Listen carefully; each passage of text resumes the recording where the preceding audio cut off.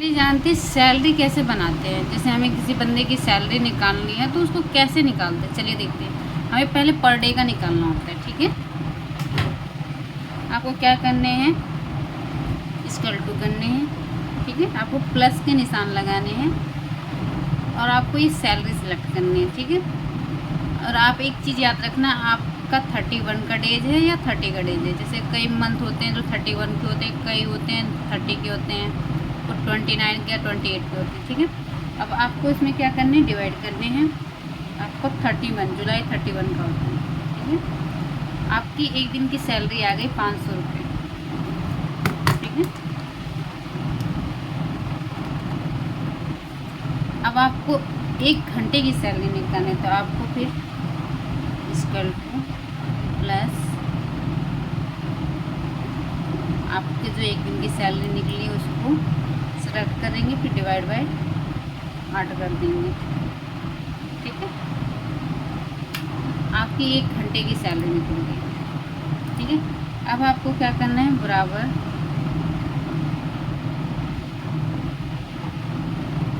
ठीक है, आपको भी ये डेज सेलेक्ट करने हैं इनटू आपकी एक दिन की सैलरी कितनी है, 500 रुपये।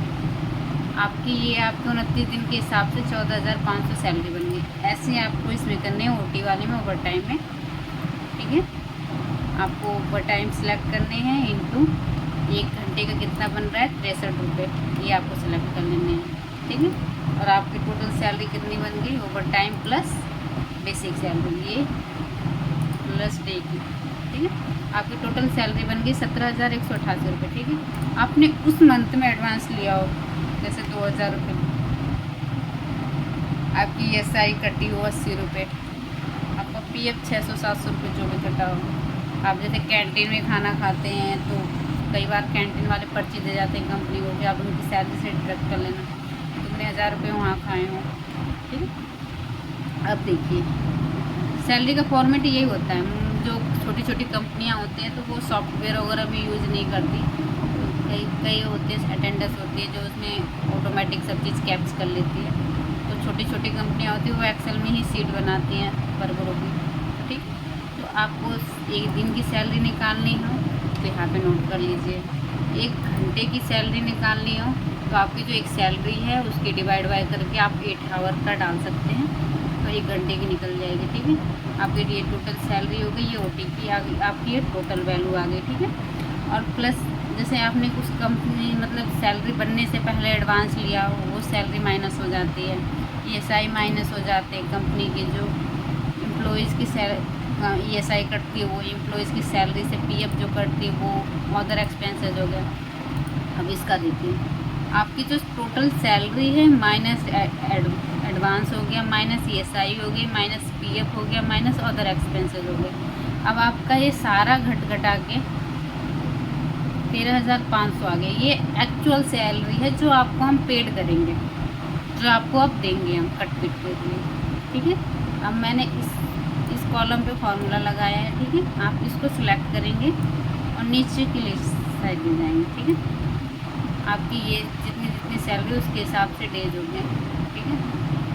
16,000 की सैलरी है, अगर बंदे की फिक्स है तो 516 रुपये बन रहे। 17,000 की सैलरी तो 548 रुपये बन रहे हैं।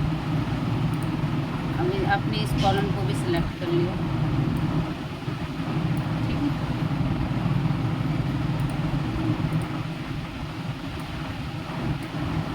अब एडवांस ये सब चेंज होगा आपका, किसी ने लिया है किसी ने नहीं लिया है, ठीक है।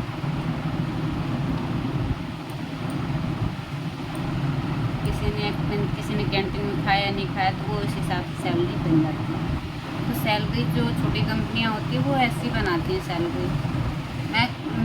मैं खुद कई बार यूज़ करती हूँ फॉर्मेट सैलरी के लिए। जैसे कॉन्ट्रैक्टर की सैलरी बनाती हूँ तो मैं ऐसी फॉर्मेट यूज़ करके बनाती हूँ।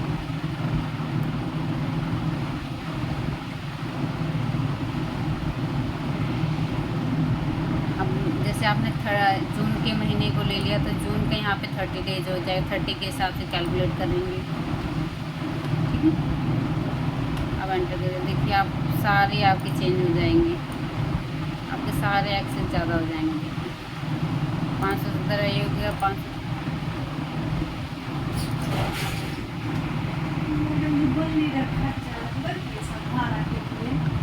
अभी सर आए नहीं हैं, जब आएंगे तो बात करेंगे हम उनसे, ठीक है।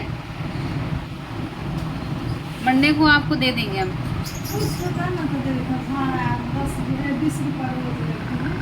हाँ तो अभी आप अम्मा से ले लीजिए, आएंगे तो मैं, हाँ तो हम अभी एडवांस